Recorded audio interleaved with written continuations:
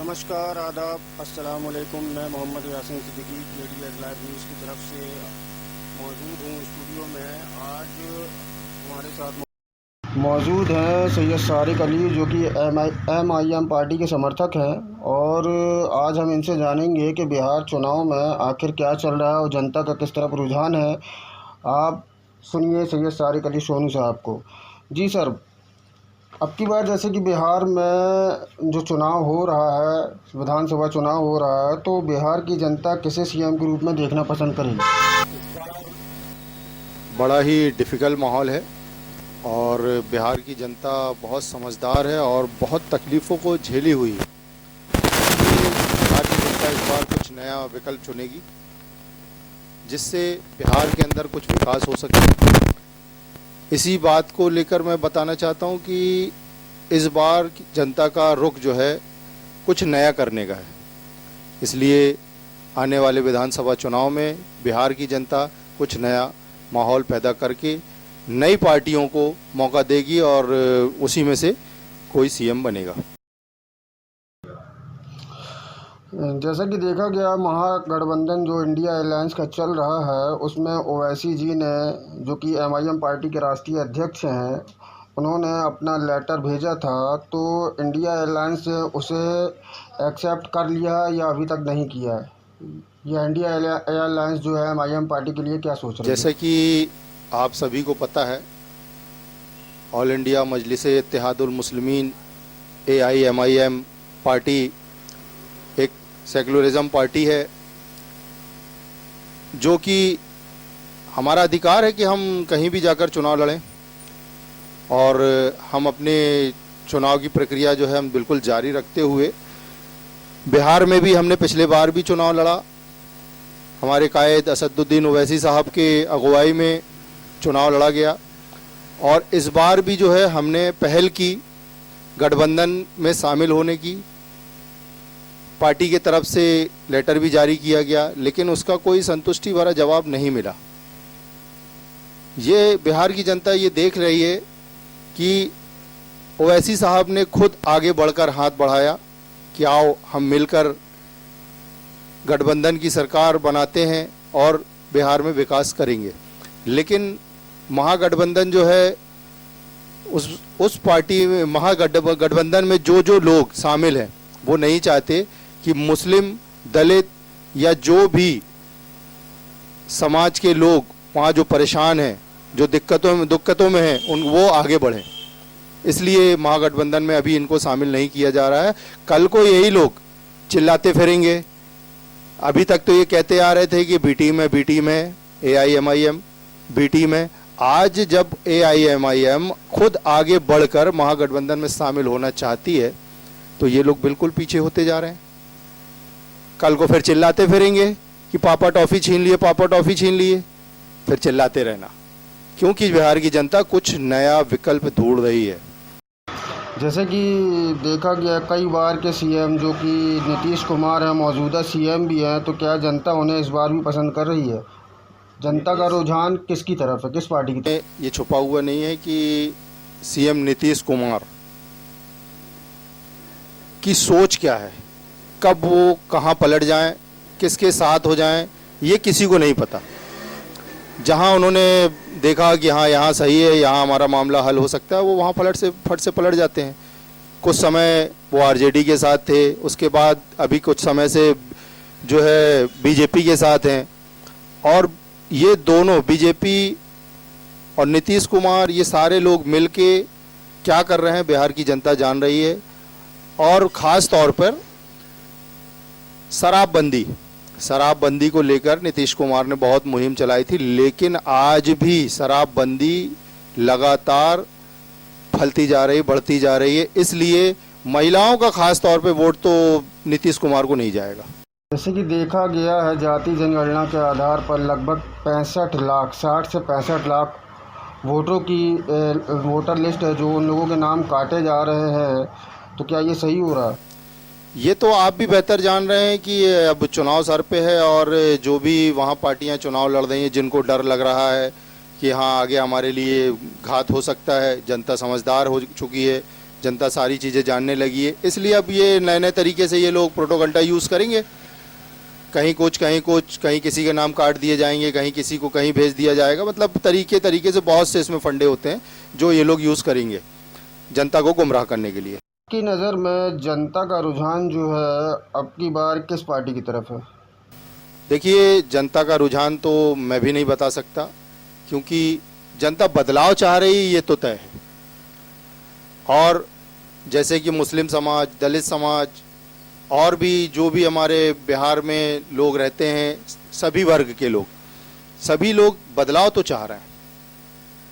हो सकता है कुछ नया हो जाए, हो सकता है ये सारी पार्टियां जितनी हैं वहाँ उनसे हटकर कोई नया सीएम हो। जनता तो यही चाह रही है अभी। कि देखा गया है कि बिहार में मुस्लिम वोटर ज़्यादा हैं, तो क्या लगता है मुस्लिम वोट इस बार एमआईएम पार्टी को सपोर्ट करेंगे? एमआईएम के विधायक कुछ आएंगे? बिल्कुल चाहेंगे। और मुस्लिम वोट भर नहीं, वहाँ के सेकुलर लोग जो कि दलित भी हैं और भी समाज के वर्ग के लोग हैं, मैं तो कहूँगा कि बिहार के समथिंग लोग, ज़्यादातर लोग एमआईएम को पसंद करते हैं। हाँ, फ़र्क ये है कि कुछ लोग खुल के आते हैं और कुछ लोग जो है खुल के आना पसंद नहीं करते, लेकिन मजलिस को सारे लोग पसंद करते हैं, ओवैसी साहब को सारे लोग पसंद करते हैं। जनता का रुझान ओवैसी साहब की तरफ है? बिल्कुल बिल्कुल बिल्कुल 100% एमआईएम पार्टी को जनता, बिहार की जनता जो है इस बार सपोर्ट करेगी और खुल के करेगी। जैसा कि लास्ट टाइम देखा गया रहा कि 5 एमएलए आए थे एमआईएम पार्टी के, जिसमें से 4 एमएलए किसी अदर पार्टी में चले गए थे। मैं नाम लेना नहीं चाहूँगा उस पार्टी का, लेकिन वो शायद बिक गए थे, तो उसके बारे में आप क्या कहना चाहेंगे? देखिए, ये बात सच है कि कुछ सीटों पर पिछले विधानसभा चुनाव में ऑल इंडिया मजलिस इत्तेहादुल मुस्लिमीन एआईएमआईएम पार्टी असदुद्दीन ओवैसी साहब के अगुवाई में कुछ सीटों पर चुनाव लड़ा गया था, और जिसमें 5 सीटें हमने जीत कर आए थे। हाँ, वहाँ पे जो दूसरी पार्टियां हैं उन्होंने ख़रीद फरोख्त की, क्योंकि उनको आगे अपने रास्ते खतरनाक दिख रहे थे, उनको अपने लिए खतरा दिख रहा था, इसलिए उन्होंने बहुत कोशिश की और हमारे 4 विधायक तोड़ दिए, जिसमें से अंसार नेमी, इजहार अशवी, शहनवाज और रुकनुद्दीन, ये चारों विधायकों को पैसा देकर खरीद लिया गया। लेकिन 5 उंगलियां एक सी नहीं होती। क्यों? क्योंकि हमारे पास 5 एमएलए थे। अख्तरुल ईमान वो शख्सियत का नाम है जिनको 4 विधायक बिकने के बाद भी वो डटे रहे, अकेले डटे रहे। क्यों? क्योंकि वो ईमान वाले हैं। उनको तो मंत्री पद तक के लिए ऑफर किया गया था, वो चाहते तो चले जाते, लेकिन नहीं। अख्तरुल ईमान जैसे आने वाले चुनाव में सैकड़ों लोग आकर एमआईएम से जुड़ेंगे और एमआईएम को आगे बढ़ाने का काम करेंगे। इस बार एमआईएम पार्टी बिहार में किंग मेकर साबित होगी? बिल्कुल होगी। जो लोग गठबंधन में शामिल नहीं कर रहे हैं उनको देखने को मिलेगा ये बात। तो आपको लगता है कि बिहार में इस बार ओवैसी लहर चलेगी? बिल्कुल चल रही है। बिहार में क्या, पूरे देश में चल रही है ओवैसी। हाँ, जैसा कि देखा गया अभी लास्ट टाइम पहलगाम हमले का जब हुआ कश्मीर में, तो असदुद्दीन ओवैसी साहब ने बहुत खुलकर पाकिस्तान के ख़िलाफ़ बोला और पाकिस्तान को उसकी औकात दिखाई। तो इस चीज़ का क्या फ़ायदा एमआईएम पार्टी को मिलेगा? देखिए, असदुद्दीन ओवैसी साहब जो हैं बहुत ही काबिल और तालीम याफ्ता इंसान हैं। उन्होंने गलत को गलत कहा, जो गलत था उसको गलत कहा, चाहे वो पाकिस्तान हो चाहे कोई हो, उससे कोई फ़र्क नहीं पड़ता। इसलिए जनता उनको पसंद करती है। हमेशा उन्होंने सही बात कही, लोगों के हित के बात कही, नौकरी के लिए बात कही, समाज में कुछ अपशब्द जो फैलाने वाले लोग हैं उनके खिलाफ बात कही, समाज में टूट फूट ना करें लोग उनके खिलाफ बात कही। हमेशा देश के फेवर में ही बात कही है उन्होंने, और कानून को जानने मानने वाले लोग हैं ये लोग, जानते हुए कानून के दायरे में रहकर सारे कार्य करते हैं।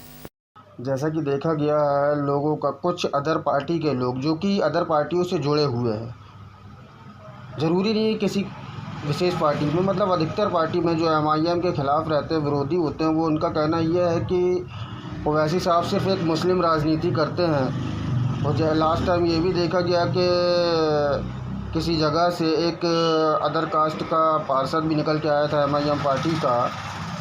तो जो जनता कहती है कि मतलब ओवैसी साहब जो हैं सिर्फ मुस्लिम राजनीति करते हैं, तो क्या ये सही है?